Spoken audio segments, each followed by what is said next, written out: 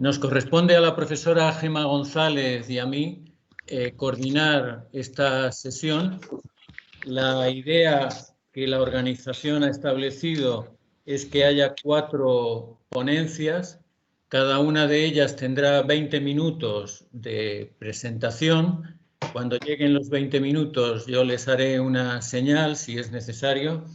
Y al final se trataría de tener un tiempo para un coloquio, preguntas, en definitiva, para compartir ideas.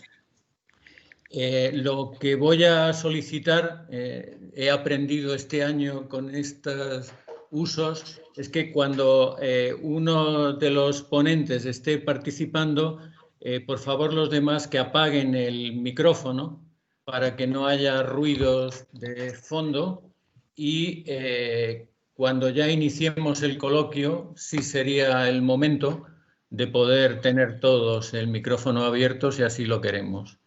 Entonces, en ese sentido, la primera ponencia que estaba prevista es la del profesor Carlos Leña, titulada Un espacio geopolítico distópico desde la perspectiva latinoamericana y del Caribe. Bienvenido, profesor Leña, y como decíamos, tiene 20 minutos para su presentación. No lo he dicho, quienes tengan un PowerPoint, una presentación, en la parte superior de la pantalla, si no lo han manejado antes, hay una especie de pantalla con una flecha. Cuando tengan la presentación en su ordenador, en su computadora, presionando en esa tecla, se verá y podremos compartir la presentación. Gracias.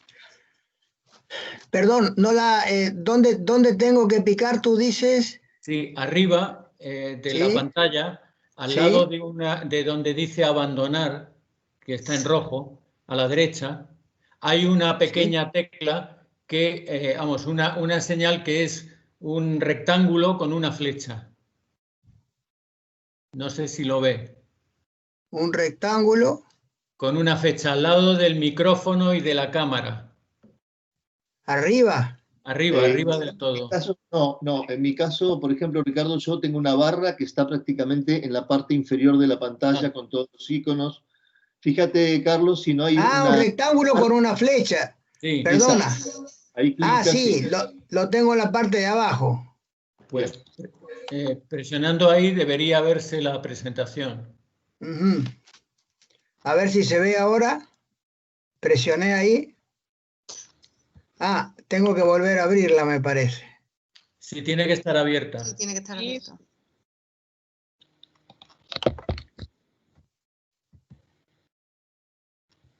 Porque yo la abrí.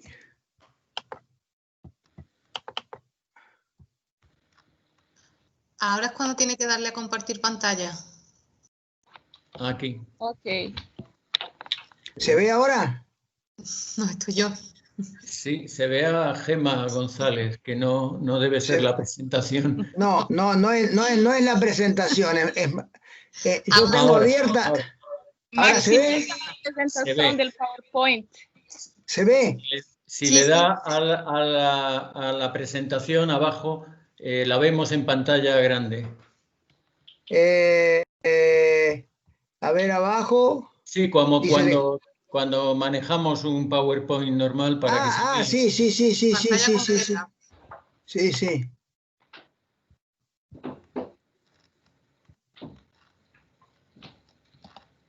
Y ahí a la izquierda sería, si no me equivoco. Ahí está. Perfecto. ¿Listo? Listo. Listo. Bueno, la idea mía era presentar un escenario distópico sobre América Latina a partir de la cuarta revolución industrial. La idea de presentar este escenario y las principales características, porque claro,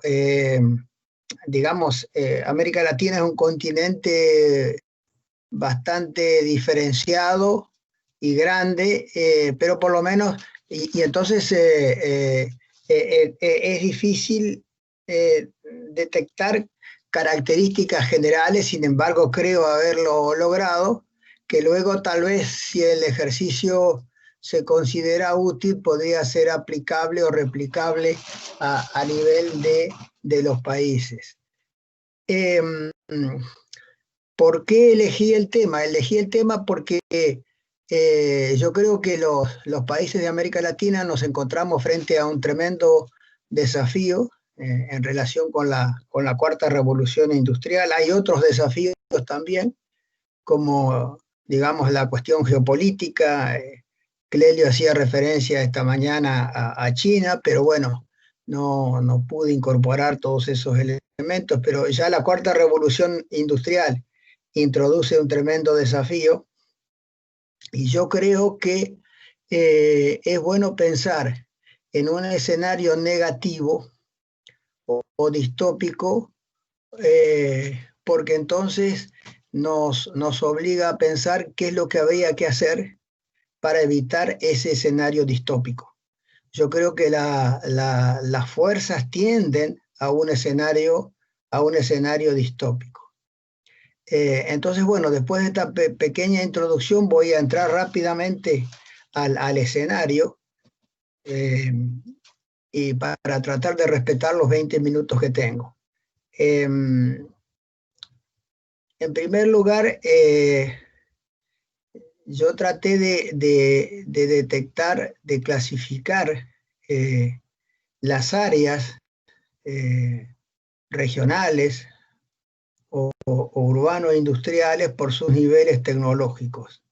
Entonces, a nivel mundial, yo considero que los sistemas físicos cibernéticos, que son aquellos en los cuales, digamos, se incrusta la cuarta revolución industrial, ellos están solamente en las áreas, en algunas pocas áreas ya desarrolladas de las economías avanzadas. Estos sistemas no están en América Latina. Entonces a América Latina le queda el resto, digamos así, y ya veremos cuáles son. Ahora, esta cuarta revolución industrial y los sistemas físicos cibernéticos vamos a ver ahora rápidamente los efectos que están produciendo en el mundo. Están reorganizando las cadenas de valor. Esto tiene importancia en relación con América Latina, porque hay una tendencia a la vuelta a casa. Hay una tendencia a la vuelta a casa porque los sistemas físicos cibernéticos justamente permiten ahorrar mano de obra, sobre todo mano de obra no cualificada, que, digamos, la primera o una fase anterior de la reorganización mundial de las cadenas de valor era el desplazamiento de inversiones hacia periferias más o menos industrializadas, de inversiones de países centrales, para aprovechar las ventajas de los menores salarios, y también para aprovechar las proximidades a los mercados. Digamos, para ejemplificar esto, las inversiones en la industria automotriz en Brasil y Argentina, simplemente para ejemplificar. Entonces, a los países de América Latina, para tratar de contrarrestar esto, le quedan dos alternativas. O siguen compitiendo por salarios bajos, con lo cual cada vez más van a tener que promover salarios más bajos, o hacen esfuerzos importantes para aumentar la productividad del trabajo y del capital. Ahora, además de los factores técnicos y económicos que favorecen la tendencia a la relocalización, también hay una tendencia a la relocalización que viene por cuestiones políticas o geopolíticas. Digamos, para ponerlo rápidamente en pocas palabras, el ejemplo de las políticas del señor Trump, que puede haber una tendencia digamos, a que esto se suavice con los cambios políticos, pero creo yo que por cuestiones también de políticas internas, esto no se va a minorar, digamos, muy, muy fuertemente. Otra tendencia en relación a la reorganización de las redes mundiales es, como consecuencia de las tecnologías 3D y 4D, la relocalización hacia algunas áreas, en general dentro de los países desarrollados, para atender con más proximidad a la demanda, favorecida por las microplantas. Estamos hablando acá de microplantas de tecnologías 3D y 4D. Entonces, hay aquí lo que yo quería señalar, que el fundamento de todo esto está en el capítulo anterior, en la parte anterior de mi ponencia, que hay una tendencia, o hay fuerzas hacia una nueva geografía mundial. Hay tendencias y fuerzas hacia una nueva geografía mundial. Relocalización hacia los centros y también relocalización hacia microplantas para atender nichos de demanda. Ahora, muy bien, esto en cuanto a las redes mundiales. En otra tendencia que yo había detectado es la permanente existencia, y yo diría con permanente fuerza, de las economías de aglomeración. Es un tema que hemos hablado mucho en economías regionales, y yo creo que aquí siguen jugando las economías de aglomeración. Cuando digo creo, como digo, no es una creencia religiosa, sino que, repito, espero haber puesto los fundamentos en el capítulo anterior a este, en el cual analizo directamente el escenario. ¿Qué creo yo haber detectado? Que digamos así, en las áreas urbano-industriales y de servicios de nivel superior, las que albergan a los complejos físicos cibernéticos, ahí juegan fuertemente las economías de aglomeración. Yo doy algunos datos ahí de tendencias de las localizaciones, etc. Y yo creo que esto se explica perfectamente. ¿Por qué se explica? Porque hay interacciones entre los que participan en un conjunto de actividades como las de la cuarta revolución industrial, que son muy sensibles a la distancia. Hay, por otro lado, interacciones que no son tan sensibles a la distancia, entonces se pueden deslocalizar de estos centros principales, y aún también juegan las economías de aglomeración en el caso de otras estructuras industriales de un segundo nivel tecnológico, como son las que hacía referencia hace un momento, del caso de las estructuras urbano-industriales y de servicios de Brasil, Argentina o México.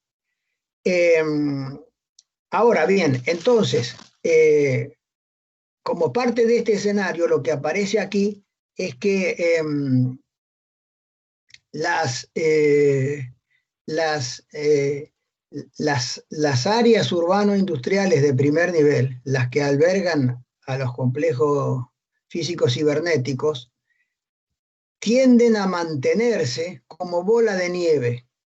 Lo que quiero enfatizar es que el sistema mundial tiende entonces a mantener los desequilibrios, en este caso regionales.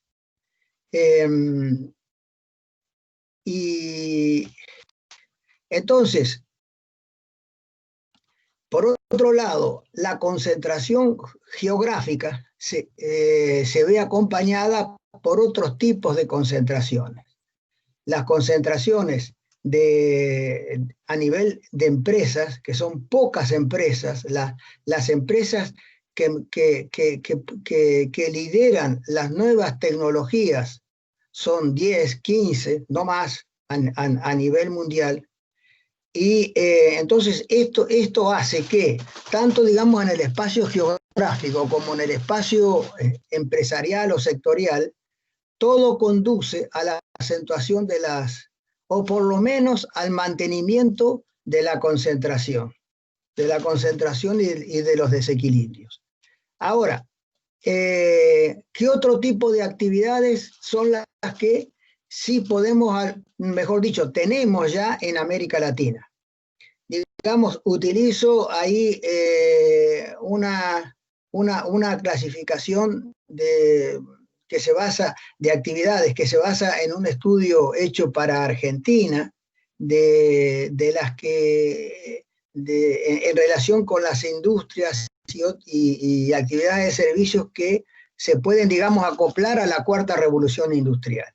En el estudio se distinguen los cóndores, que son los que tienen una tecnología que está bastante próxima a la tecnología, digamos, de los que están en el primer nivel en el contexto mundial. Los cóndores son, en el caso de Argentina, pero es un indicador, creo yo, indicador nada más de América, de lo que puede pasar en otras zonas. Estos cóndores son solamente el 6% del total industrial, en este caso de Argentina.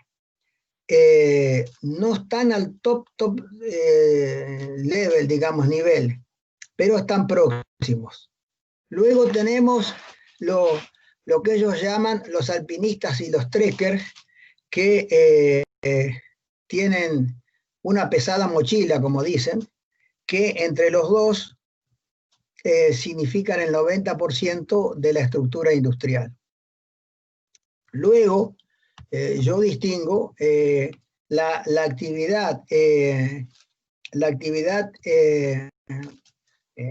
producción primaria de alto nivel tecnológico, que son exportaciones típicas, por ejemplo, de la pampa húmeda argentina, que es una zona que es competitiva a nivel mundial, y luego las estructuras y las producciones primarias de poco desarrollo tecnológico, que en América Latina tenemos los dos tipos de producciones.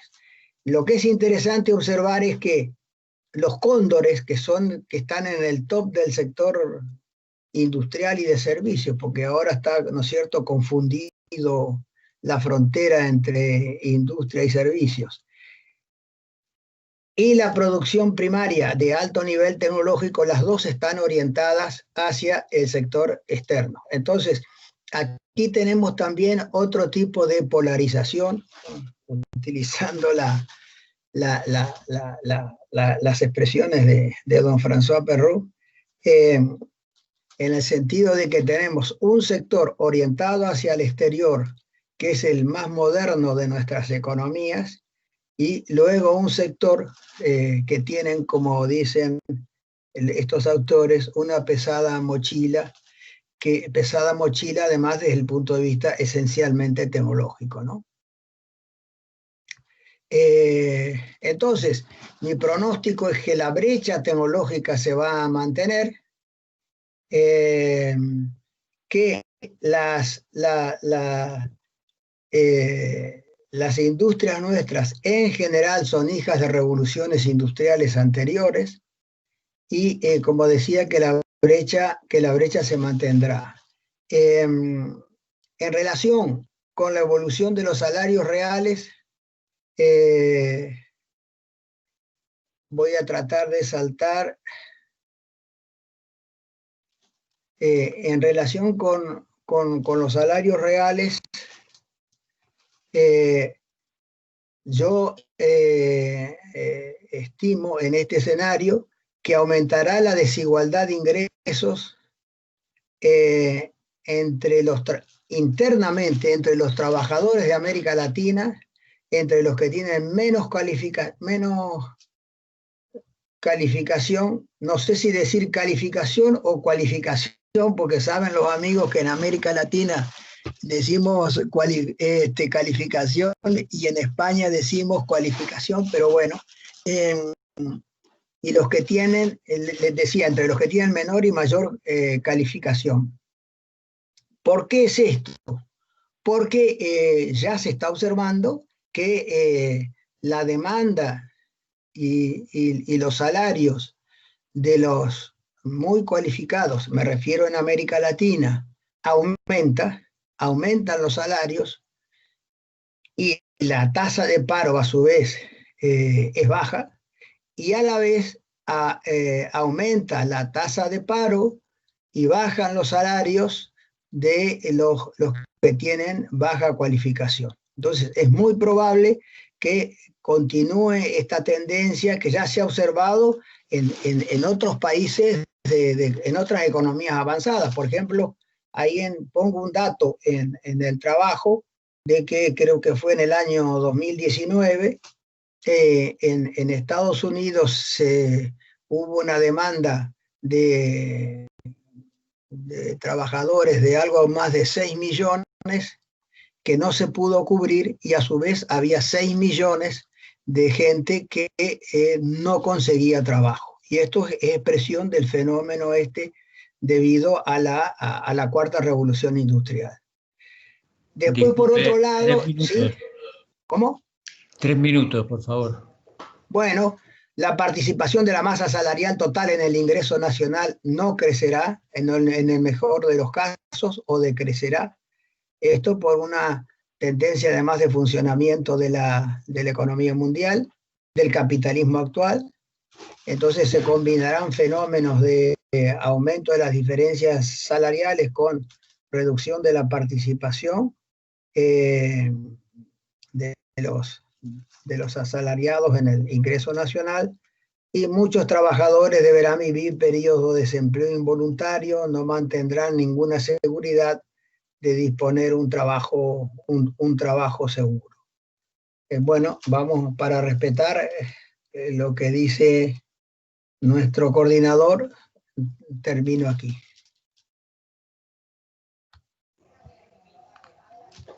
Muchas gracias, profesor Leña.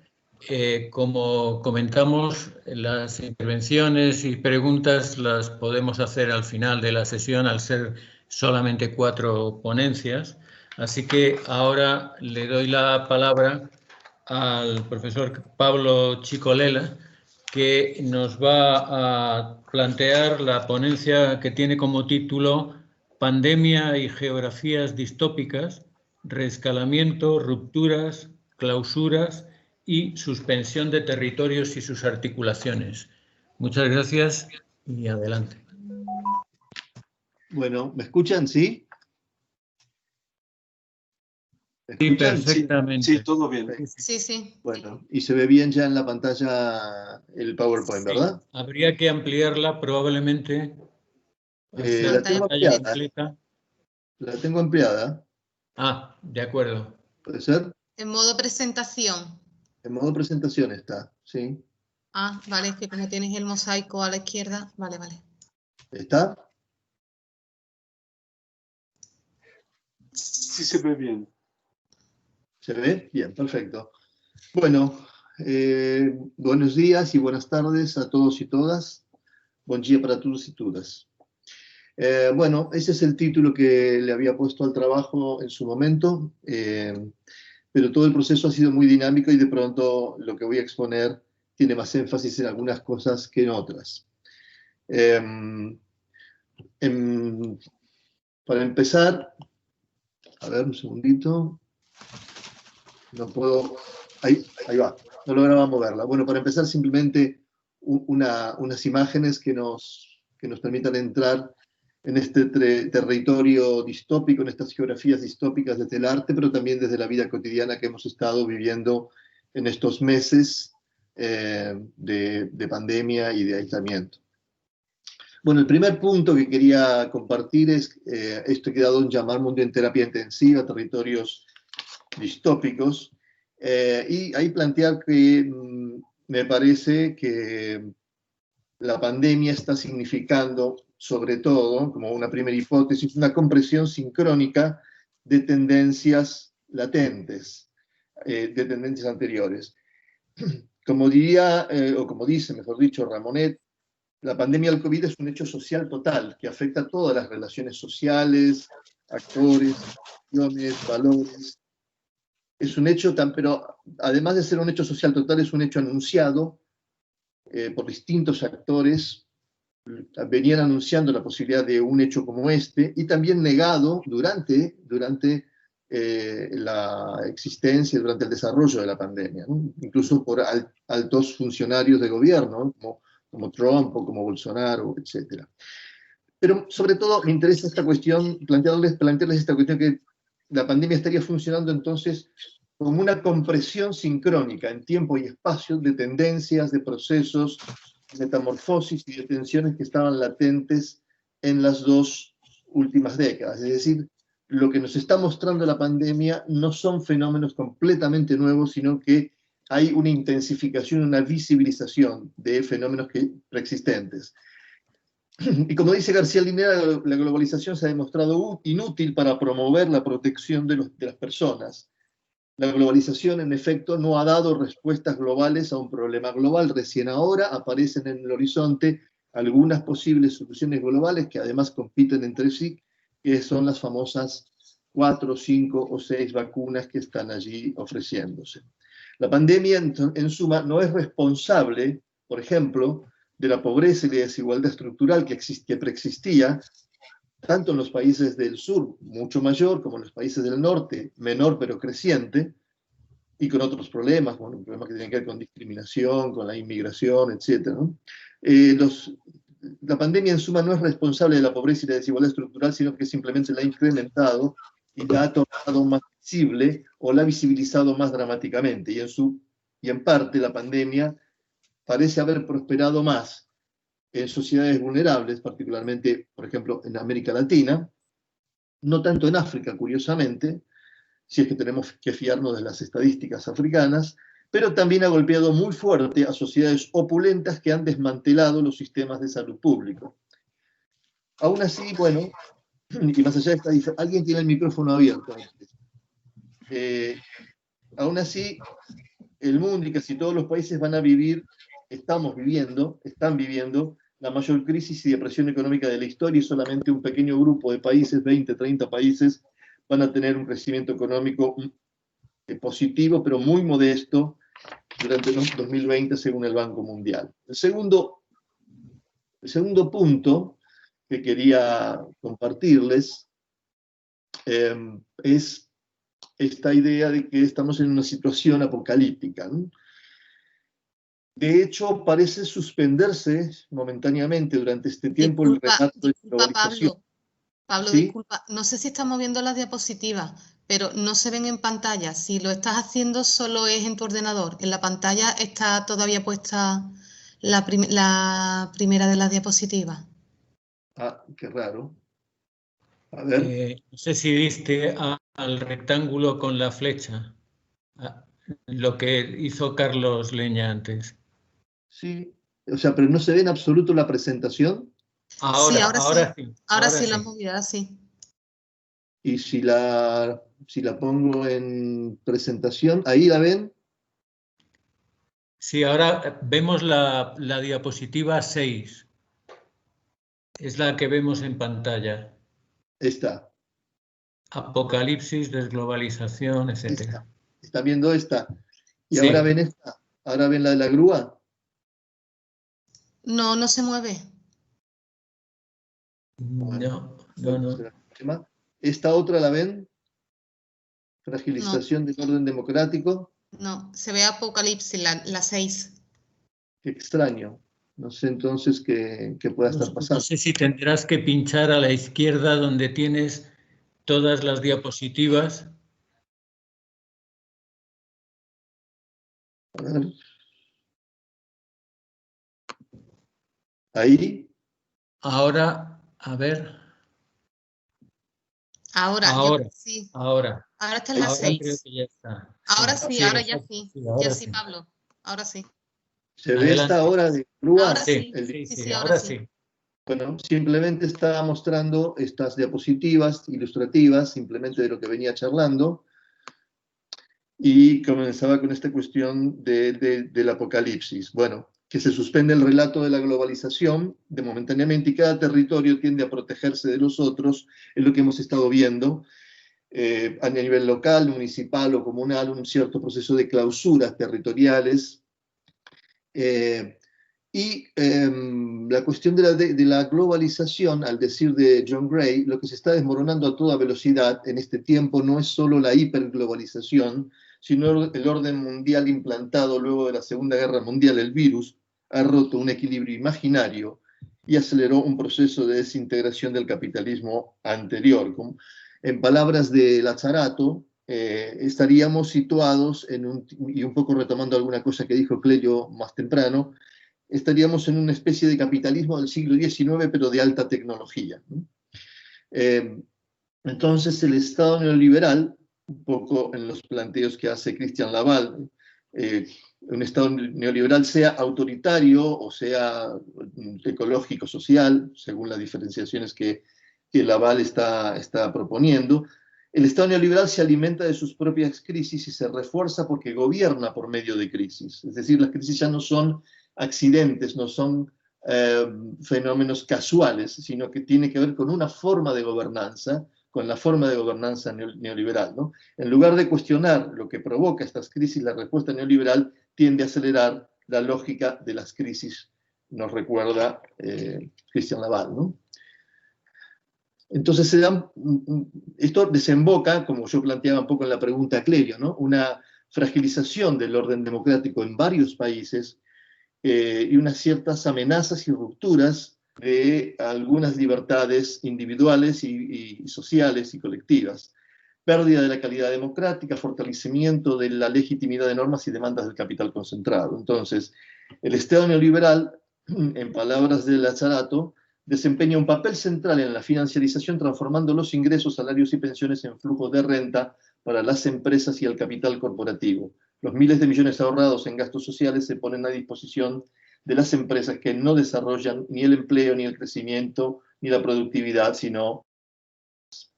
Ahora, los escenarios que empezamos a intentar visualizar como escenarios de post-pandemia son los escenarios que nos permitirían, como en este caso, o como en este panel u otros, rediscutir, es una oportunidad para rediscutir y reformular el Estado en América Latina, también un poco en el sendero que lo estaba levantando esta mañana Clelio.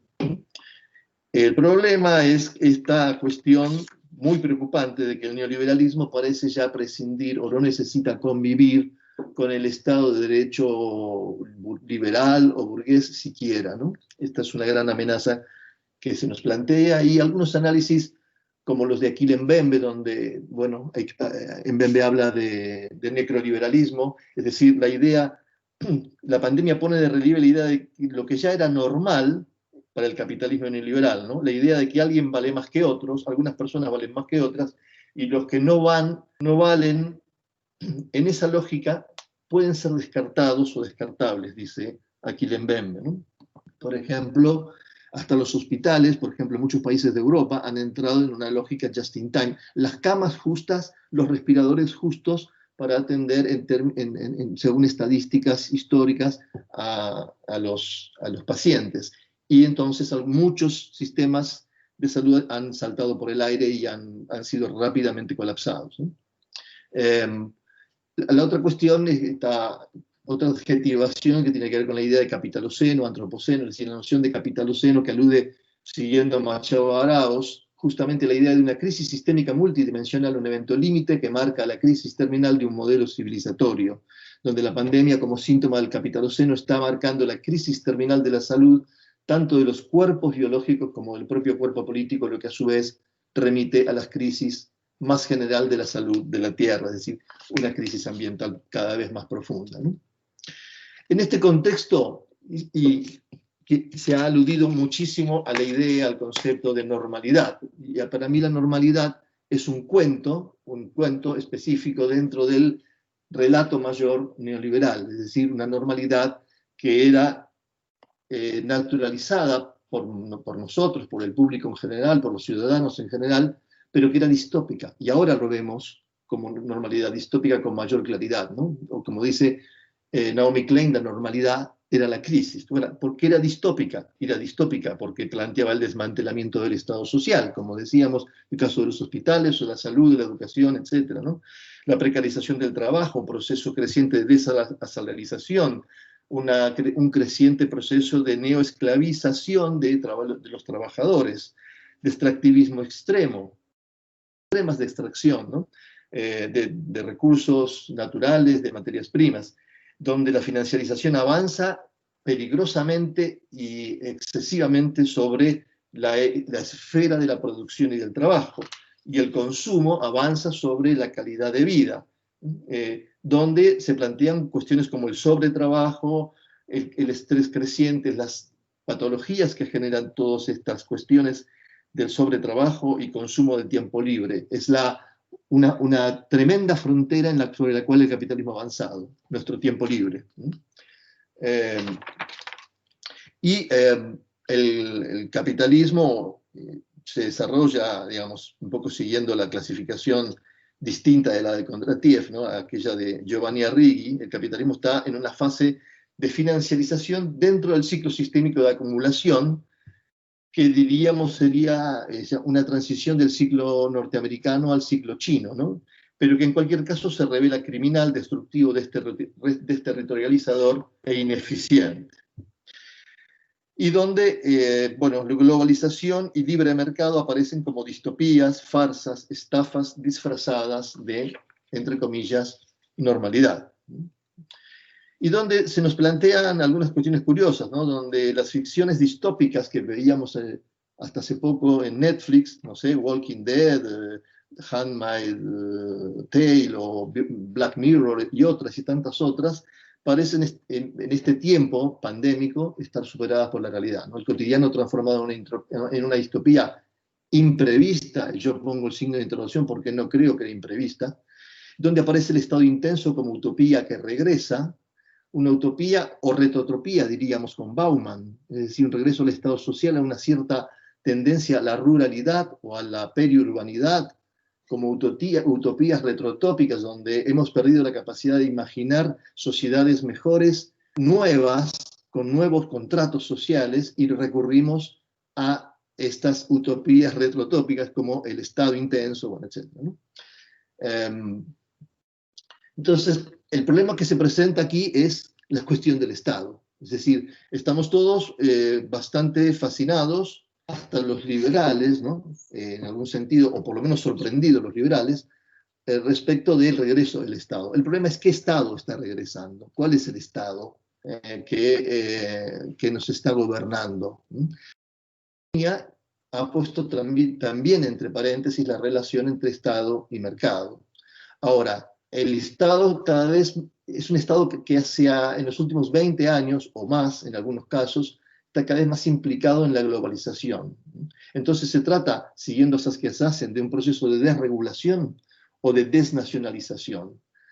A mí me gusta decir que el Estado fragiliza sus representaciones populares en todo este tiempo, los últimos 20 y pico de años, para incrementar la representación de los intereses globales. Ahora, se ha construido un Estado en estos términos, con privatización de las normas, con nueva estatalidad y rescalamiento de las políticas públicas, según Brenner, se ha constituido una nueva geografía del poder en este sentido, ¿no? Entonces, podemos decir que aparece una cuestión a tener en cuenta, y es que el Estado que nos está ocupando, fascinando, ilusionando en cuanto a su regreso, no es el Estado benefactor que vivimos hasta los años 70, sino que es un Estado profundamente permeado, profundamente atravesado por intereses globales y por representaciones de los intereses globales.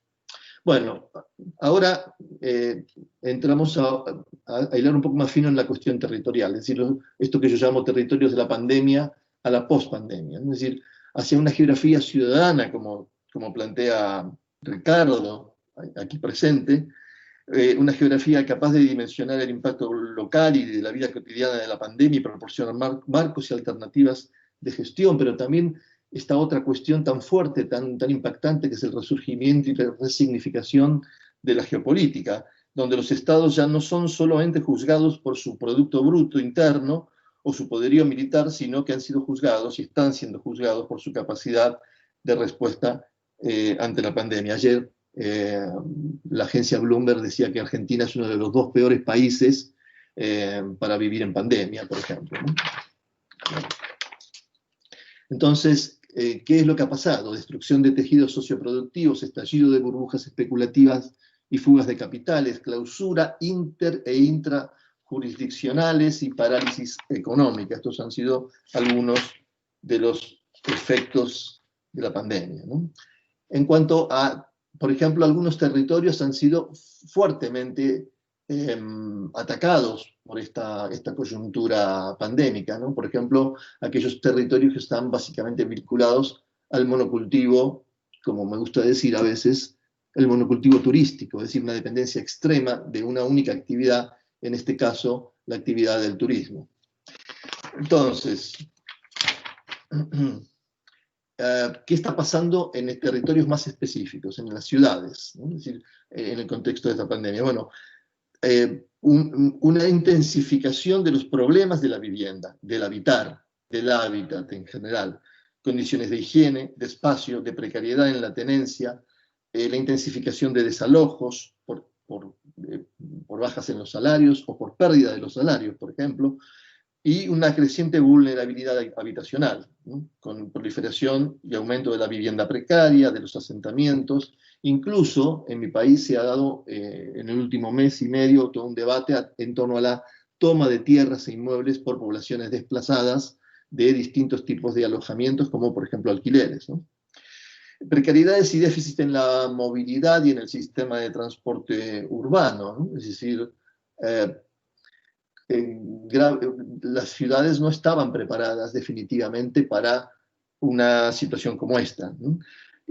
También interrogantes importantes sobre el comercio y el consumo cotidiano, donde se produce una fuerte tensión, una intensificación de la tensión entre los comercios de proximidad barrial y los comercios de grandes superficies que rápidamente desarrollaron plataformas de e-commerce para abastecer a los ciudadanos, ¿no?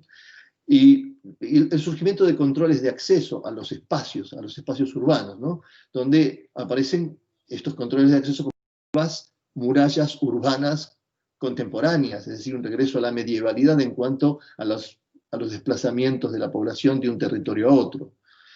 La recurrencia a la responsabilidad ciudadana, la gobernanza neoliberal urbana que parece por momentos resbalar hacia la biopolítica, ¿sí?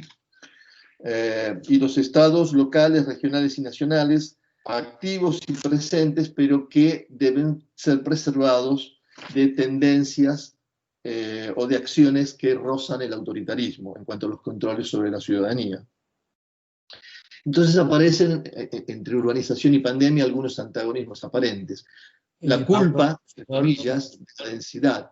3 minutos. Ok. La culpa de la densidad, que no es nueva, pero porque ha sido preocupación de los higienistas del siglo XIX tras pestes anteriores. La desigualdad, condiciones diferenciales de confinamiento. Primero se contagiaron viajeros ricos, pero la pandemia persiste en sectores vulnerables, y condiciones, como decíamos, diferenciales de confinamiento. Una cosa es vivir en una chabola, en una casa de una villa miseria, y otra cosa es un departamento de 400, 500 metros cuadrados, ¿sí? Bueno, en fin, la hipermovilidad como vector principal de los contagios del COVID. El problema, dice Oriol Negro, está en la vida urbana, pero en realidad no estará en el sistema económico, en el triunfo del capitalismo neoliberal, que usando el suelo urbano como plataforma de reproducción y morigeración, dilación de las crisis, genera incrementos en la insostenibilidad ambiental y social. Y ahora, rápidamente, la idea es plantearnos, pensando en la pandemia, dilemas, desafíos, aprendizajes y riesgos. Los dilemas: ¿cómo vamos a enfrentar el crecimiento de la pobreza y el desempleo? ¿Cómo enfrentaremos el colapso de las fiscalidades locales? ¿Cómo redefiniremos la matriz productiva de ciudades con una base económica poco diversificada? ¿El ambiente va a ser una vez más sacrificado al crecimiento? ¿Podremos formular escenarios de desarrollo alternativos o dilemáticos? ¿Continuaremos con inercias sistémicas y medidas adaptativas a las nuevas condiciones históricas, pandemias por caso, o con un verdadero cambio de paradigma sociourbano? Se impone la tendencia de desmetropolizar, llegó a su límite el ciclo de vida metropolitano, vamos hacia nuevas ruralidades o nuevas urbanidades, en ese caso, ¿qué hacer con el stock urbano de alta densidad? Reorientación del mercado inmobiliario hacia productos periurbanos, la insostenibilidad de nuevos productos inmobiliarios que planteaban espacios de coworking, co-living, co-cooking, amenities, etc. En fin, de gentrificar. Alcanza con la bici, la ciudad de 15 minutos y la supermanzana, son soluciones posibles estas en ciudades latinoamericanas de millones de habitantes. Desafíos, bueno, incorporar la multiescalaridad y la multitemporalidad como métodos en el proceso de configuración de escenarios y acción sobre el territorio, metabolizar la alteración radical de las relaciones entre el capitalismo, el Estado y el territorio, asimilar los reescalamientos temporales, gubernamentales y de acción del capital sobre el territorio y a la vez de su propio reescalamiento por sucesivas metamorfosis. Bueno, una serie de aprendizajes que los conocemos en general, no me voy a detener para ahorrar tiempo, y los riesgos. Los rebrotes o segundas oleadas de contagio, aparición de otras cepas o nuevas pandemias completamente nuevas, regímenes autoritarios de derecha o izquierda, represión y control por el miedo, instauración de la biopolítica y el biopoder, en los términos de Foucault, Agamben, Negri y Hart, instauración de una dictadura del Big Data, como plantea Byung-Chul Han, o la instauración de un estalinismo ultra-orwelliano, como plantea Zizek. En fin, volver al futuro cerrando y abriendo hipótesis. ¿Serán los sectores populares, las pymes, los territorios más vulnerables quienes pagarán una vez más los costos del keynesianismo de guerra? ¿O van a ser el núcleo duro de nuevas luchas por la justicia social y ambiental a diversa escala? Finalmente, el gran desafío conceptual y metodológico que tienen, por ejemplo, la geografía urbana, el urbanismo, la planificación territorial, es que la pandemia ha puesto sincrónicamente de relieve la alteración radical de las relaciones entre capitalismo, Estado y territorio. Y estos campos del conocimiento y de la acción territorial deberán asimilar los reescalamientos progresivos y regresivos que está experimentando el mundo debido a la crisis del sistema económico, pero también del sistema político, y por lo tanto de las escalas de acción sobre el territorio. Perdón si me pasé algún minuto y gracias por escuchar. Muchas gracias. Muchas gracias. Pasamos ahora a la intervención de María Alejandra Silva y Sergio González. Dilemas sobre la nueva normalidad después del coronavirus, las posibilidades de reforzamiento del control social. Bien, bueno, muchas gracias a todos. Me da un gran gusto poderlos ver. En el caso del trabajo de María Alejandra y mío, en un primer momento, cuando lo empezábamos a delinear, hablábamos sobre cuestiones de dilemas de la nueva normalidad, pensando que esta situación del coronavirus se iría en algún momento, o que por lo menos no estaríamos en la situación actual ni con este alargamiento, indefinición en términos temporales. Y en función de ello, una de las cuestiones que nos interesaba de manera significativa es si esta modalidad en la cual nos encontramos constituía una posibilidad de reforzamiento del control social o, por el otro lado, era una posibilidad de liberación. Una de las... ¿sí se ve la pantalla, el cambio de pantalla? Sí, se ve bien, Sergio. Perfecto. Una de las primeras preguntas que nos hacíamos es qué tan nuevo es lo que se señala como nueva normalidad, y lo que veíamos era que si bien en efecto hay una gran cantidad de cuestiones que nos están afectando de manera significativa, hay aspectos estructurales que probablemente son consecuencia de un proyecto que venía tiempo atrás. Uno tiene que ver con la cuestión del utilitarismo, la desigualdad social, los posicionamientos supremacistas, la especialización disciplinaria, la búsqueda del éxito personal, revolución tecnológica y la modificación, por tanto, de la relación que esto tiene con las cuestiones humanas. Entonces, de manera muy general, más que algo nuevo, fundamentalmente sería una exaltación de condiciones que venían presentándose ya previamente, que se estaban construyendo. El otro punto importante con respecto al tema que nos interesa es el tratar de dar una interpretación relativamente amplia a la idea de lo que sería una pandemia para poder incorporar otra serie de elementos. La primera cuestión tiene que ver en sentido estricto, que es la pandemia, y la Organización Mundial de la Salud se refiere a una propagación mundial de una nueva enfermedad, y en el caso más específico, al de la gripe, es con relación a un nuevo virus gripal. O sea, es demasiado estricta o demasiado parcial con respecto a las implicaciones que todos estamos conociendo. Por lo tanto, tal vez podríamos estar considerando la cuestión pandémica desde una apertura de la perspectiva. Y si nos damos esa posibilidad, podemos observar que además de las enfermedades, ya sean naturales, provocadas, accidentales, como lo que actualmente se está viendo, también hay de diferentes tipos: biológico, químico. Vamos a hablar luego con mayor detalle sobre la cuestión informática, donde hay procesos sociales disruptivos de alcance global que incorporan no solamente aspectos derivados de una supuesta enfermedad, sino que abarca cuestiones graves como terrorismo, diferentes tipos de guerras, cracks económicos, sociales, políticos, riesgos, crisis ambientales. Como les mencionaba, en el caso de la cuestión informática, incluso llama la atención el hecho que uno de los términos que frecuentemente se utiliza en la actualidad son precisamente los virus informáticos. Entonces, valdría la pena, y aquí qué más que recurrir, por ejemplo, a Kaspersky, que es una de las empresas dedicadas a estar combatiendo este tipo de virus. ¿En qué consiste esto? Y básicamente el malware hace referencia a programas maliciosos de software que se incrustan sin consentimiento del usuario, donde los virus informáticos son una parte de ellos, de estos malware, como los gusanos, adware, spyware, ransomware, bot, rootkits, caballos de Troya, etcétera.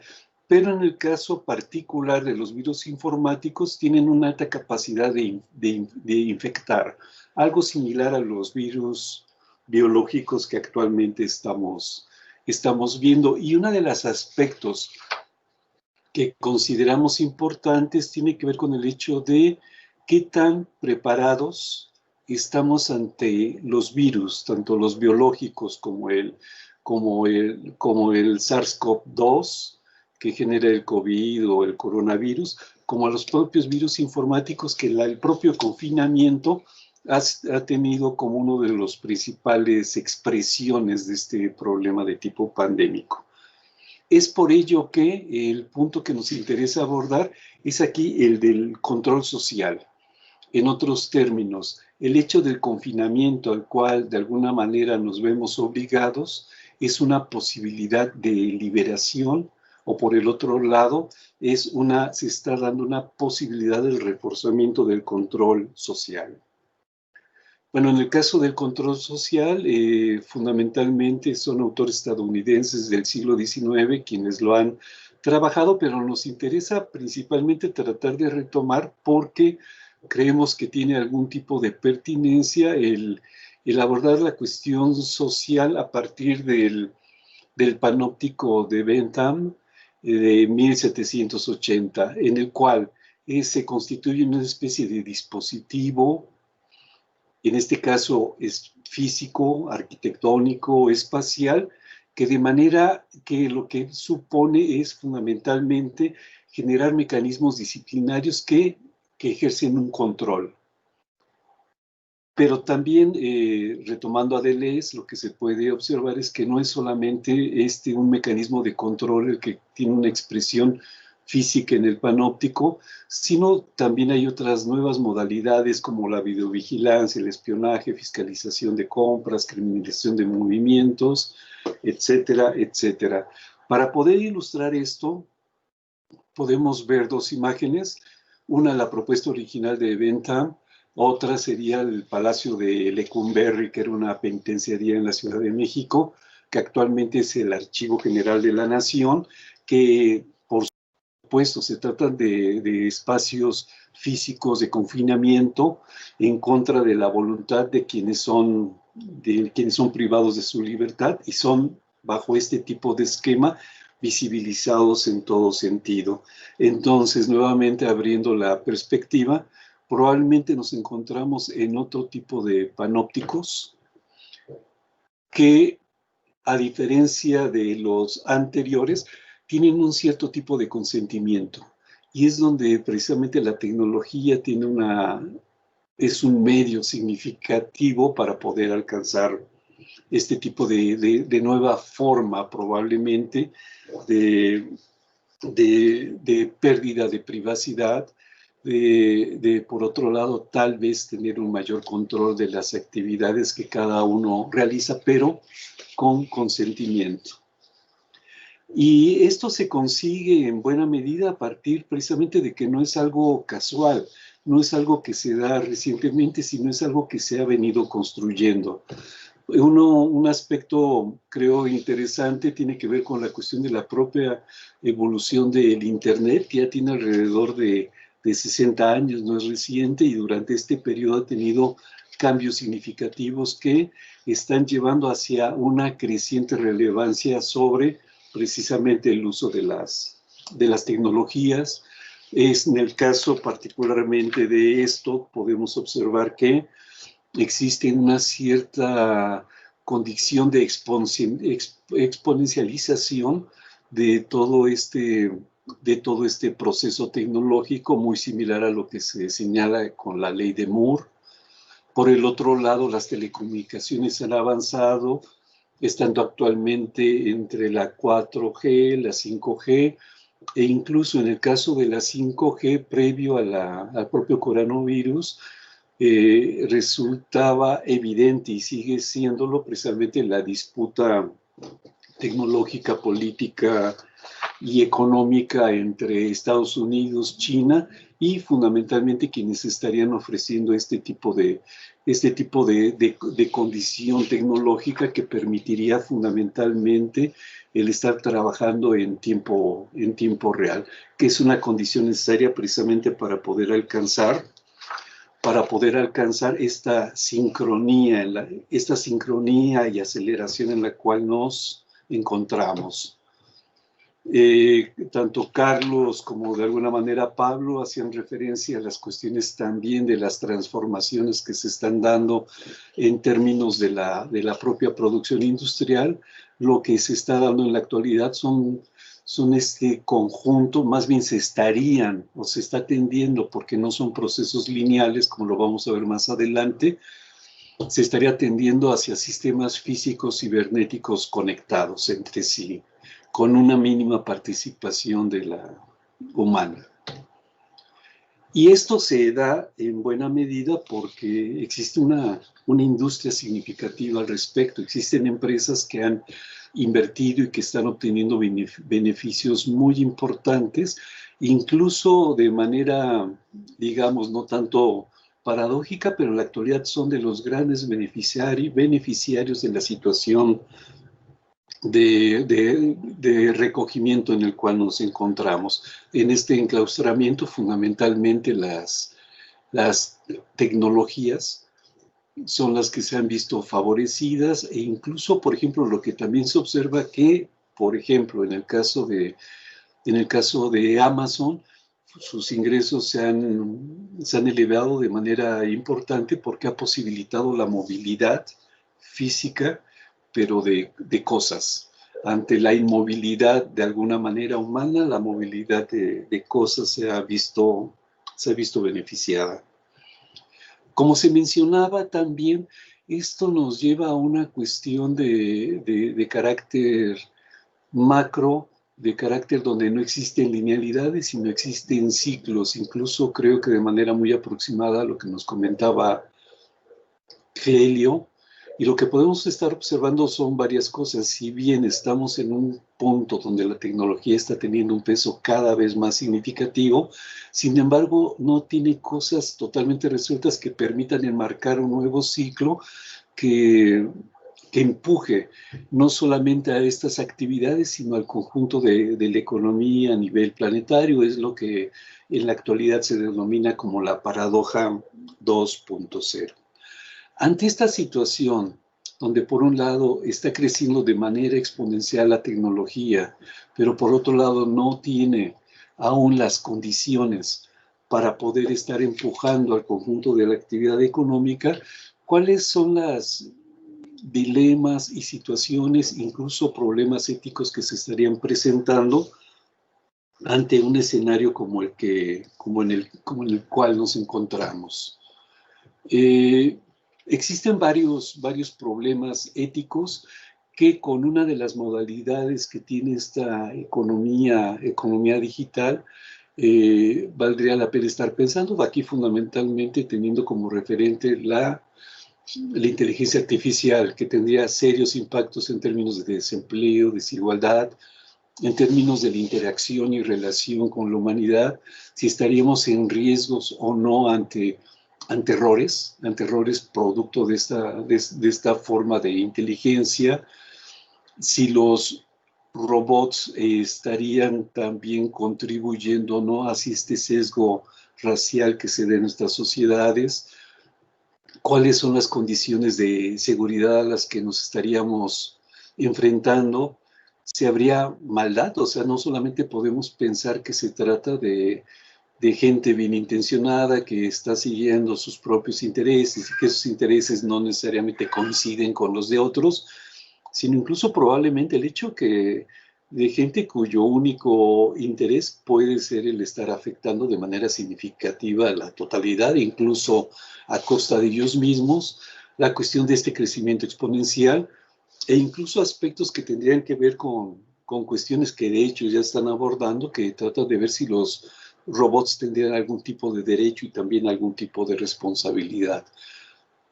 Ante estas cuestiones, ante estos dilemas, existen una multiplicidad de organizaciones de diferente tipo y espacios, instituciones que están abordando la temática, pero resulta indudable que hay una gran cantidad de cuestiones que aún no han sido abordadas. Entonces, lo que podemos observar es que nos encontramos en una situación donde no necesariamente tenemos respuesta a las cuestiones que se nos están presentando. Y sobre ello quisiéramos hacer referencia, para tratar la cuestión espacial, dos aspectos que valdría la pena tener en mente. Uno, primero, tiene que ver con el hecho si la situación en la cual nos estamos desenvolviendo, que estamos padeciendo, son cuestiones de nivel y de espacio público o de espacio privado. ¿Y de qué otra manera podríamos tratar de entenderlas? Normalmente las ideas convencionales sobre espacio público y su relación con el privado refieren a aspectos generalmente dicotómicos, que podemos separar de manera muy clara qué es lo público, qué es lo de interés general y qué es lo privado. Por otro lado, también incluso de manera normativa existe esta posibilidad de estar haciendo la delimitación, pero también en términos de relativas responsabilidades es donde entra fundamentalmente la problemática sobre si cuestiones como la salud o cuestiones sobre quiénes son los responsables en términos del alcance que están teniendo este tipo de problemas son los gobiernos, son las empresas, somos los individuos en lo particular, y en el caso de los gobiernos, según su atribución pública, son problemas en términos globales, en cuestiones o en términos nacionales o aspectos locales.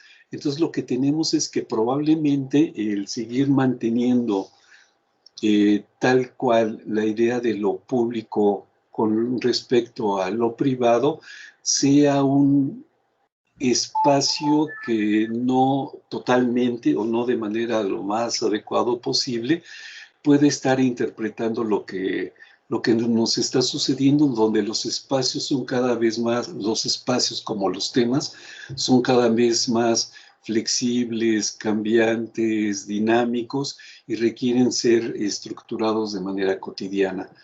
Es en este sentido que una de las posibilidades a estar reflexionando sobre su pertinencia o no, tal vez sea la idea del espacio común, que sería en este caso entendido como esta fusión de horizontes o ámbitos espaciotemporales que las gentes comparten y comunican conscientemente en la búsqueda de un sentido de ser, en la búsqueda de una identidad.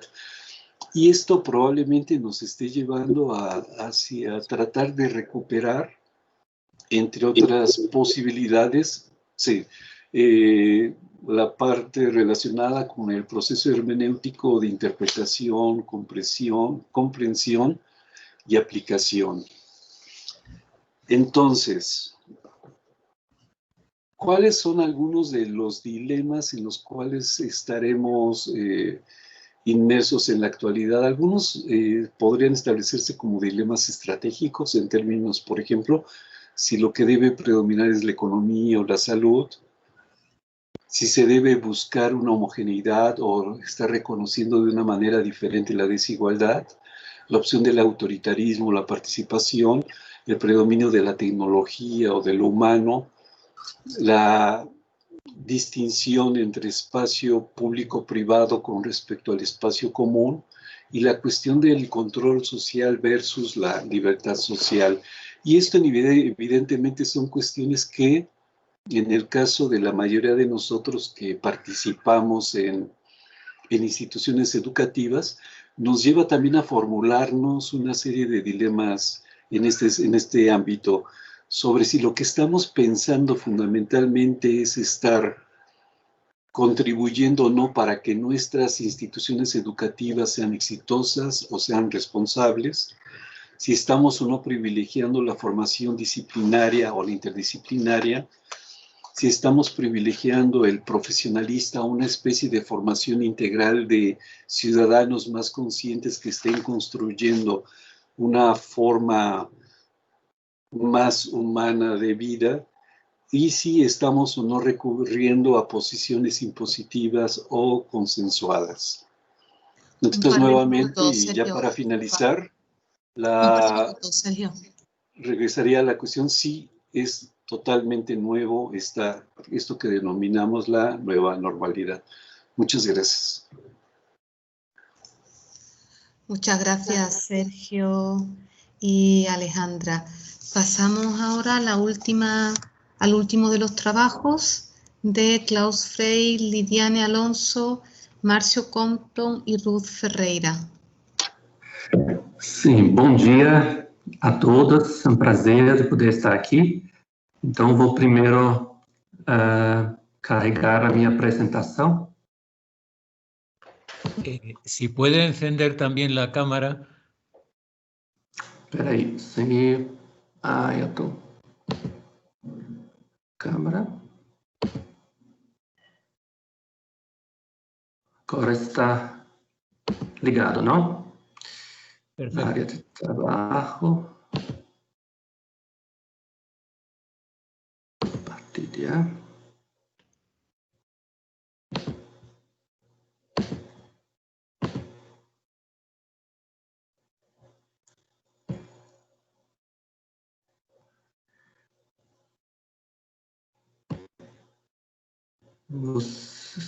Deu certo? Vocês conseguem ver a minha apresentação? Vocês conseguem enxergar a apresentação? Sí. Bueno. Pero no está, disculpe, no está en modo pantalla completa. Certo. Agora sim. Ahora sí, perfecto, gracias. Bueno, eu posso falar em português? Sim. Espero que sim, senão eu posso tentar falar em portunhol, mas... Não. Em português, sim? Nossa língua. Então, bom dia a todos. É um prazer poder falar sobre nosso trabalho. Somos 4 autores, são todos meus orientandos. Eu creio que pelo menos o Márcio deveria estar presente também, se puder eventualmente ajudar, se falo alguma coisa equivocada. Então, o tema do nosso trabalho faz parte de uma pesquisa sobre as políticas públicas na região do ABC Paulista, e vou explicar depois um pouco melhor essa região, onde nós estamos analisando diferentes políticas públicas e, em função da Covid-19, nós resolvemos fazer alguns levantamentos, né, sobre como os municípios, sobretudo, mas também na sua relação com os outros entes federados, estão enfrentando essa crise pandêmica que estamos enfrentando em todos os lugares. Bem, então, introduzindo o contexto, né, o tema, então, é a Covid-19 no Brasil e os conflitos federativos. Nós entendemos que não é uma exclusividade do Brasil. Os conflitos federativos se mostram em muitos outros países também, seja nos Estados Unidos, na Bélgica, na Índia, na Alemanha, onde a gente percebe que existem conflitos entre o governo federal e os governos estaduais e municipais. O objetivo, portanto, é discutir o conflito político federativo entre os entes federativos no Brasil, com ênfase no estado de São Paulo e especificamente nos municípios do ABC Paulista, que é uma região da região metropolitana de São Paulo. A nossa hipótese é que a crise, em função da Covid-19, coloca em questão a maneira como deveríamos governar e gerenciar grandes metrópoles.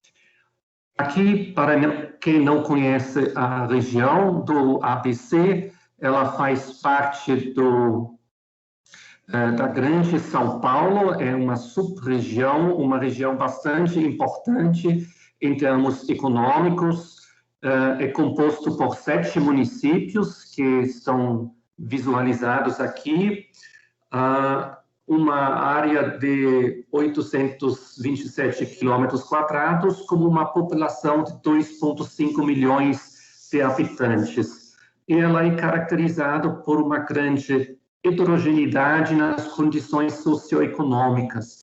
Ou seja, temos algumas cidades como São Bernardo do Campo, por exemplo, Santo André, São Caetano, que tem uma força econômica bastante superior aos outros municípios, sobretudo Rio Grande da Serra, Ribeirão Pires, que são municípios mais pobres e muitas vezes as pessoas que habitam nessas cidades vão trabalhando ou nessas outras regiões mais prósperas da região ou até em São Paulo. Ou seja, há uma interdependência muito forte entre esses municípios, o que tem levado, já no início dos anos 90, a formação de um consórcio, o consórcio do Grande ABC, para ajustar e encontrar soluções conjuntas, né, para os problemas que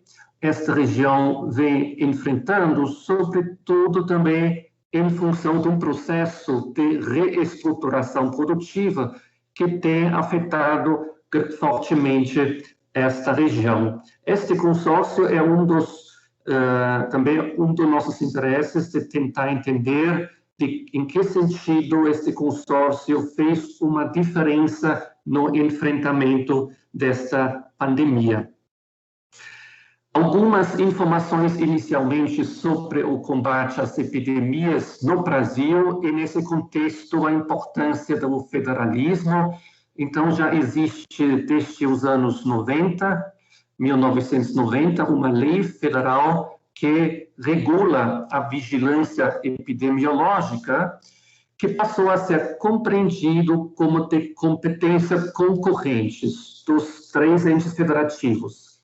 Ou seja, os três entes federativos podem atuar e deveriam atuar em relação à vigilância epidemiológica, o que implica, evidentemente, numa necessidade de uma ampla articulação e cooperação interfederativa que, como vocês devem saber, não ocorreu desta forma no Brasil, em função de um governo federal, sobretudo, que não demonstrou muito aptidão ou, melhor dizer, interesse em assumir esse papel de coordenação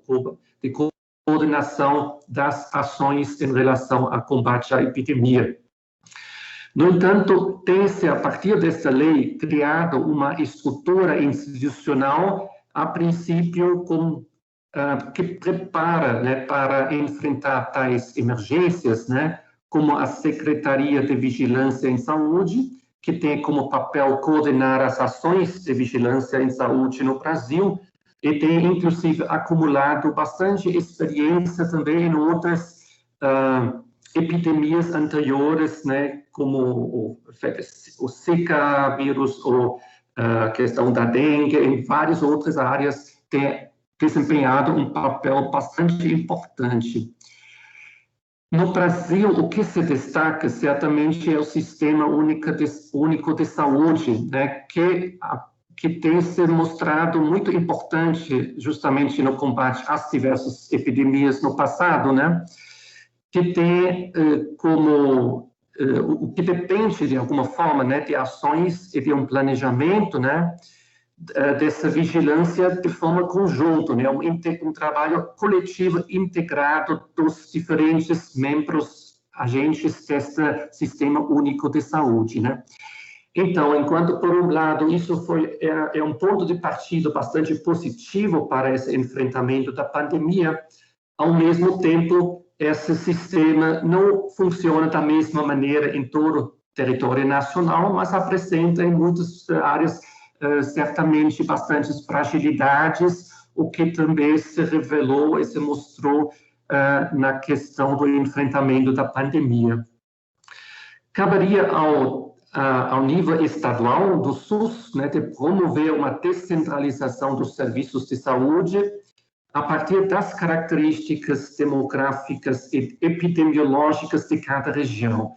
Então, está embutido nessa ideia justamente essa necessidade, em função deste enorme território que representa o Brasil, temos que ter respostas mais ajustadas às condições locais, às particularidades de cada território, portanto, a necessidade de uma descentralização do próprio SUS para os municípios, enquanto esses deveriam receber apoio de forma técnica, assistência técnica, financeira, estabelecendo normas técnicas e coordenar a vigilância epidemiológica, né, por parte dos estados e da União, enquanto caberia aos municípios a execução das ações e dos serviços de saúde, né? Então, os municípios são um ator-chave na saúde de forma geral, né, na execução dos serviços de saúde e,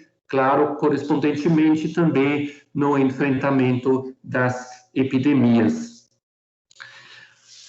Chegando no nível do Estado de São Paulo, temos, por um lado, uma estratégia bastante interessante de formação também de uma estrutura institucional com o objetivo de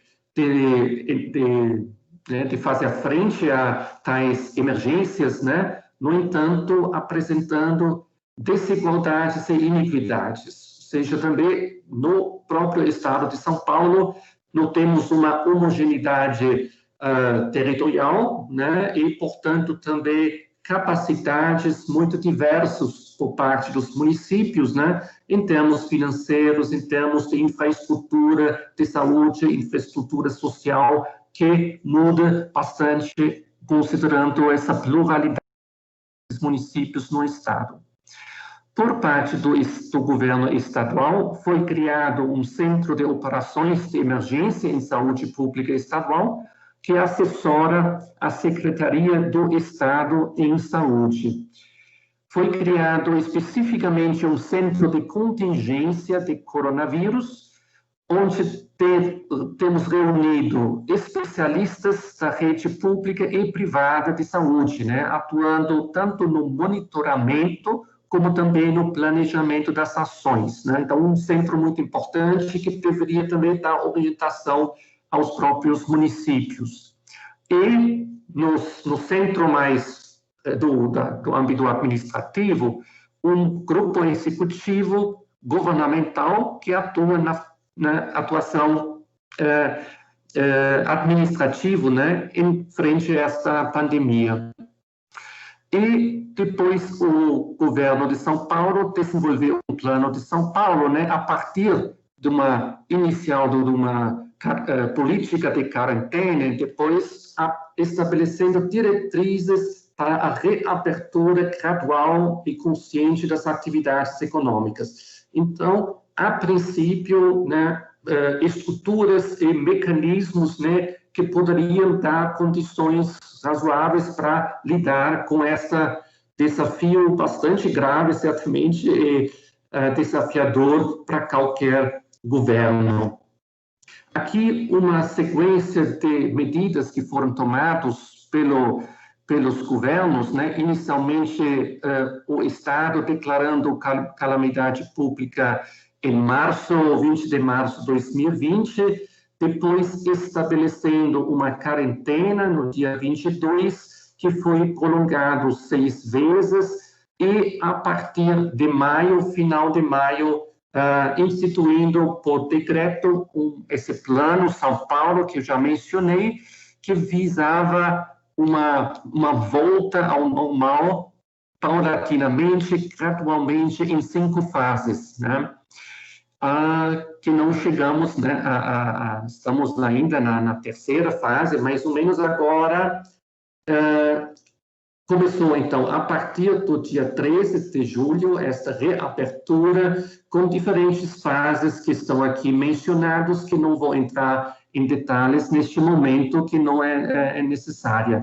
No entanto, agora, acho que 2 semanas atrás, uma semana atrás, estamos, parece, voltando para trás, reforçando novamente as medidas, reestabelecendo a quarentena até 16 de dezembro, no entanto, com medidas bem menos fortes do que na fase inicial, quando a quarentena se instalou, a pandemia se instalou.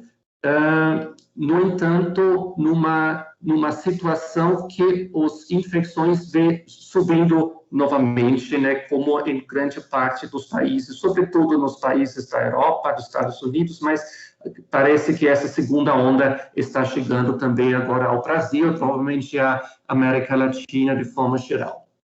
Como se deu a propagação da Covid-19 no território do ABC paulista, né? Então, levantamos no documento alguns dados a respeito disso, recolhidos basicamente, em parte, pelas informações providas pelos próprios municípios, mas também pelo Tribunal de Contas do Estado de São Paulo, e nós percebemos uma tendência geral de crescimento da quantidade relativa de casos, né, de infecções, e isso semelhante em todos os municípios da região. Então, a princípio, não havia uma grande diferença entre os municípios.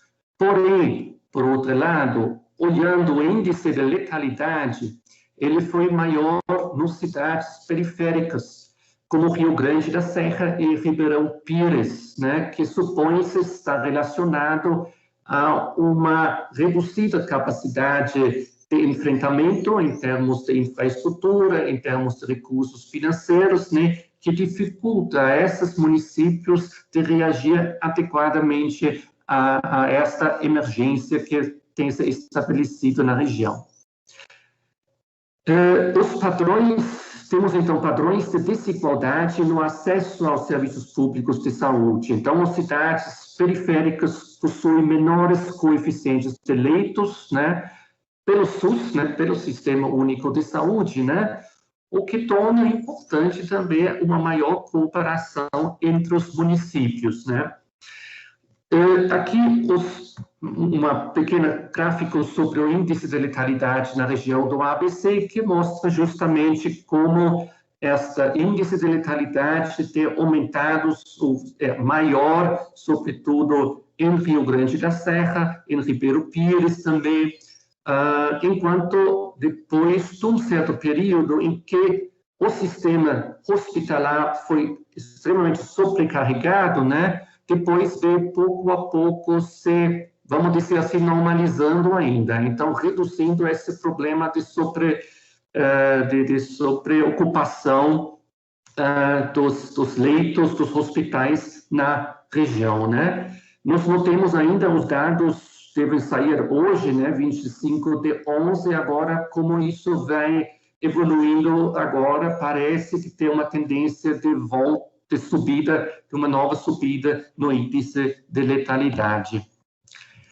Outro aspecto que nós analisamos é a questão financeira, os repasses que os municípios receberam e as despesas, as contratações que eles fizeram em função do recebimento desses repasses.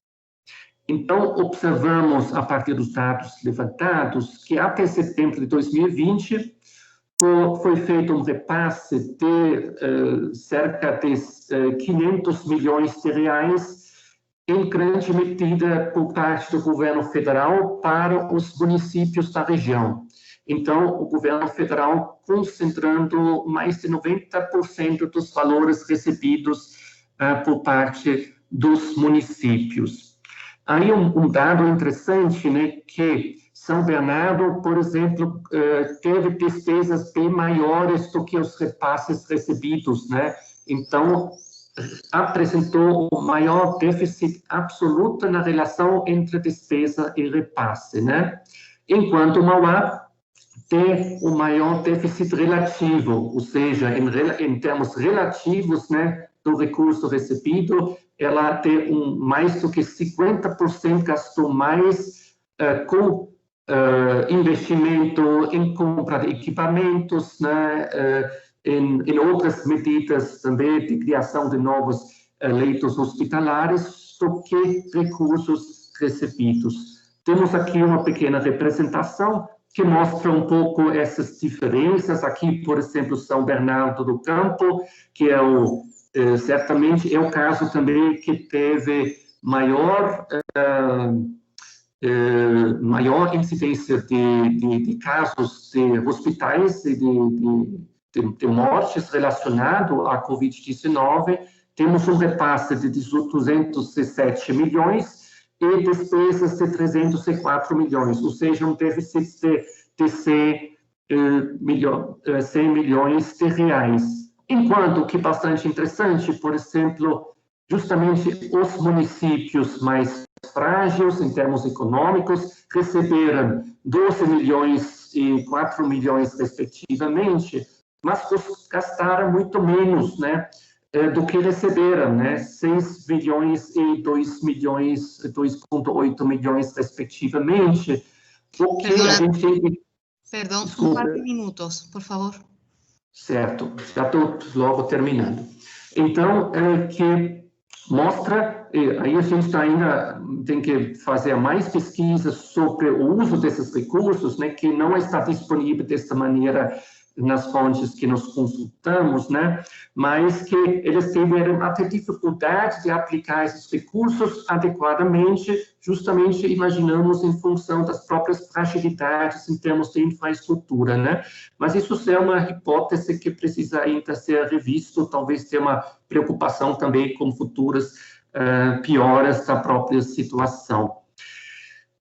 Então, fizemos para entender um pouco os conflitos e a cooperação no âmbito do próprio consórcio, analisamos uma resolução que foi feita pelo consórcio, 2 portarias e 20 atas de assembleias que foram realizadas pelo próprio consórcio intermunicipal. Aí identificamos relações de interação, de cooperação e conflito, tanto em nível do próprio consórcio, em nível regional, estadual e federal, né? Então, no entanto, observamos também que as relações de cooperação predominam em geral, né? Houve conflitos, mas o consórcio tem se mostrado como um espaço bastante importante para reduzir os conflitos entre os municípios, para alinhar as estratégias, inclusive houve conflitos mais fortes com o município de São Paulo, mas em função dessa organização coletiva, eles conseguiram passar muito bem, relativamente bem, não necessariamente em termos dos mortos, dos óbitos, né, que certamente a situação é mesmo assim muito grave. No entanto, em termos da cooperação federativa, a gente percebe que o consórcio intermunicipal tem se mostrado um órgão-chave na articulação regional das ações de enfrentamento à pandemia. Chegando, então, a minhas considerações finais, temos, por um lado, uma ausência do governo federal como instância coordenadora da política de combate à pandemia, que teve bastante efeitos negativos para o Brasil como um todo, mas também para a região. Não vamos falar disso, né, mais especificamente, ter um arranjo federativo que permite maior autonomia aos poderes locais, que tem como criar estratégias próprias em nível local, ajustados às condições locais. A associação de municípios em consórcios é um instrumento importante que pode auxiliar no fortalecimento das tomadas de decisão, como mostrou o caso do nosso consórcio do ABC. E, apesar da associação de municípios em consórcios, há conflitos, né? Porém, essa consórcio mostrou, né, a disposição de agir enquanto região para enfrentar os problemas de forma mais efetiva, né? Então, superando um pouco esta municipalismo autárquico que é muito criticado pela literatura no Brasil sobre os municípios nos últimos tempos, né? Ou seja, o que se precisa, a princípio, que infelizmente não temos dessa forma, para um bom funcionamento do sistema federativo, seria um governo federal como coordenador e apoiador das estruturas institucionais de cooperação nos diversos níveis regional, local e comunitário. Então, isso é a maior fragilidade que nós observamos, que tem contribuído para uma situação bastante caótica, de forma geral, no Brasil. No entanto, entendemos que a ação coletiva dos municípios, por meio do consórcio, tem contribuído de forma bastante importante, né, para amenizar a crise nesta região, especificamente mostrando um pouco o potencial do consorcionamento entre municípios no contexto do federalismo. Obrigado, acho que foi isso. Desculpe se eu passei um pouco do tempo. Gracias, obrigado a todos los ponentes. Tenemos 15 minutos. Yo rogaría que todas las intervenciones sean breves para facilitar la presentación. Hay en la pantalla una mano que, si marcan ahí, tanto la profesora Gemma González como yo intentaremos darles la palabra.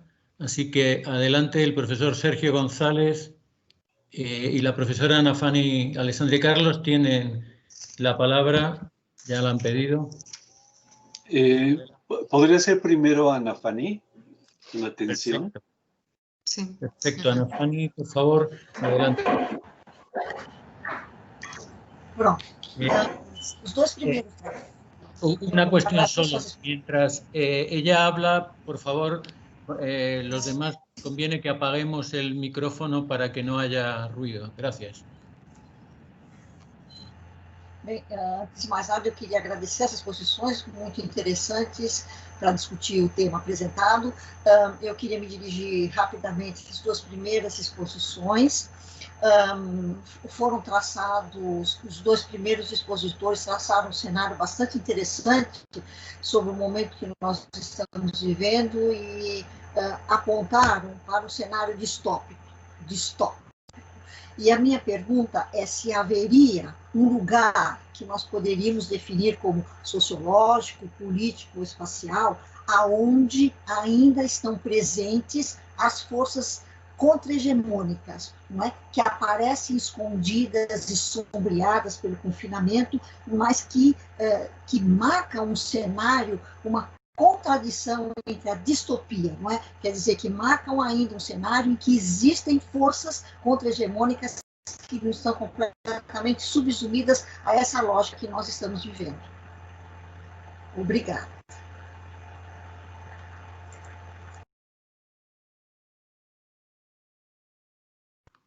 Cualquiera de los dos ponentes, si quieren contestar. Bueno, interesante pregunta, Diana Faní.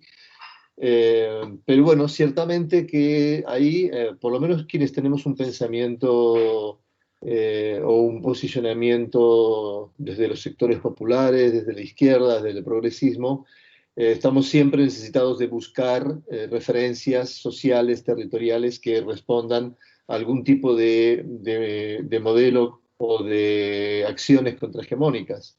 Y la verdad es que escasean, a mi manera de ver, este tipo de acciones contrahegemónicas.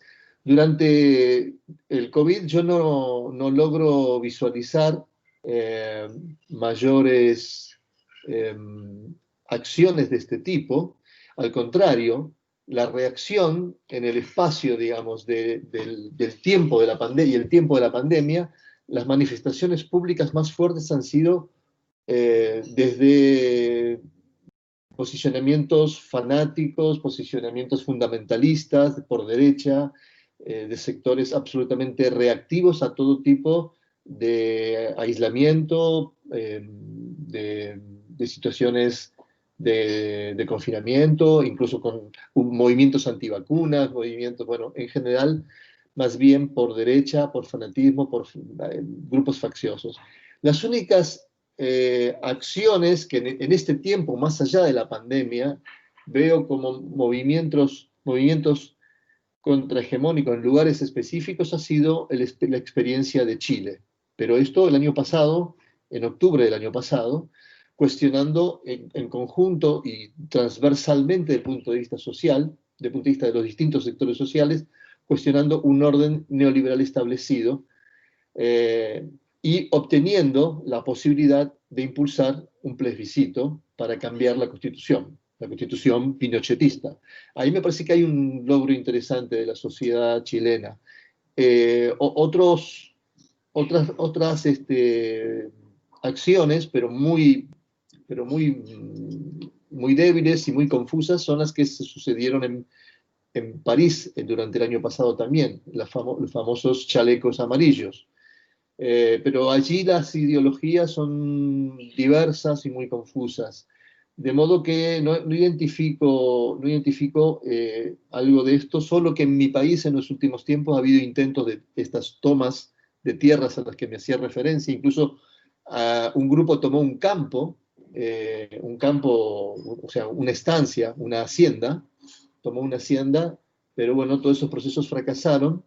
También la estatización de una gran empresa exportadora de soja, pero han sido todas acciones muy débiles, muy frágiles, mal llevadas y que han terminado en fracasos, incluyendo últimamente la instauración de un impuesto a la riqueza en mi país, que todo da motivo para pensar que va a ser judicializada y va a fracasar por lo tanto.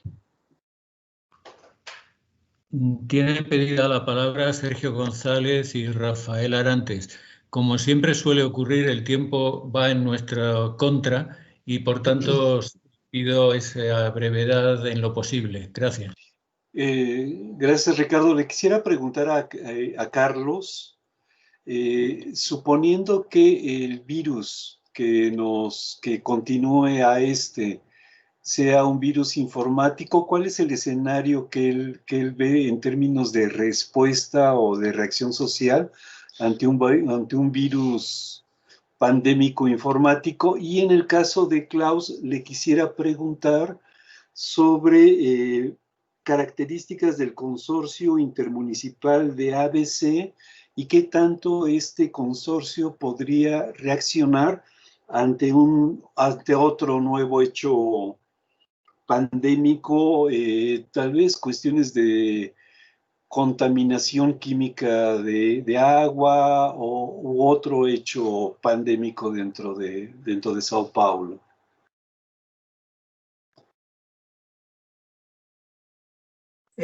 ¿Contesto? ¿Consulto? Sí, adelante, adelante. Bueno, Sergio, en primer lugar, debo decirte que me ha sorprendido y no había preparado una respuesta para tu pregunta. A mí me parece que un virus informático, suponiendo que actúe a nivel mundial, no va a parar los efectos de la cuarta revolución industrial. Ahora, lo que sí habría que analizar a partir de ese punto, que yo no lo he hecho, y la verdad que me incita a pensarlo, qué escenarios se abren a partir de el hecho de digamos, una pandemia de virus informático. Eso es lo que creo que te puedo responder brevemente porque sé que el tiempo escasea mucho. Gracias. Bem, Sérgio, Klaus.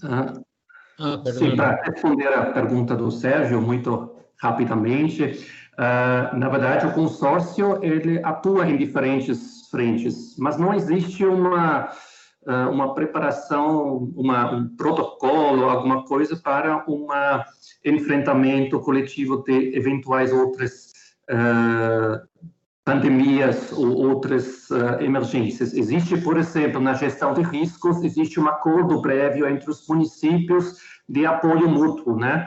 No entanto, o consórcio, como todos os municípios, foram tomados com muita despreparado, pelo menos, para essa pandemia. Mas, então, o que eu acredito que foi importante para ter uma capacidade de reação foi justamente a existência prévia de uma prática de cooperação que, neste momento, se revitalizou, se reativou, né, para poder atuar conjuntamente, né? Então, eu entendo que é um capital que, de alguma forma, está disponível também em outras situações semelhantes ou de caráter diferente.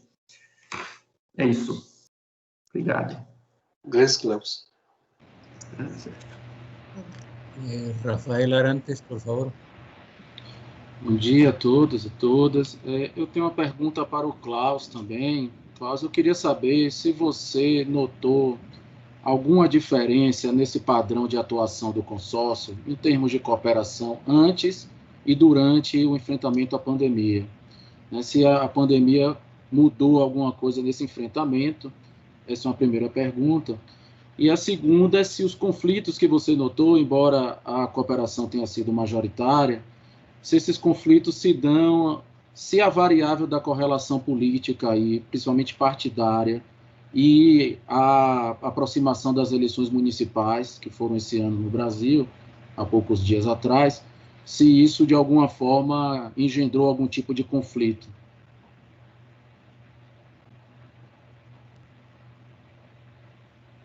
Obrigado, Rafael, pela pergunta, muito pertinente. Houve, de fato, eu diria, uma revitalização do consórcio, né? O consórcio, embora que tenha não tenha uma grande diversidade partidária, né, dos municípios, né, houve, depois das últimas eleições, um certo abandono do consórcio por três municípios, a princípio, né, e agora, em função da pandemia, houve um processo de reatar as relações em função dessa ameaça coletiva. Então, eu vi que a própria pandemia tem contribuído para reforçar um pouco os laços do consórcios, né?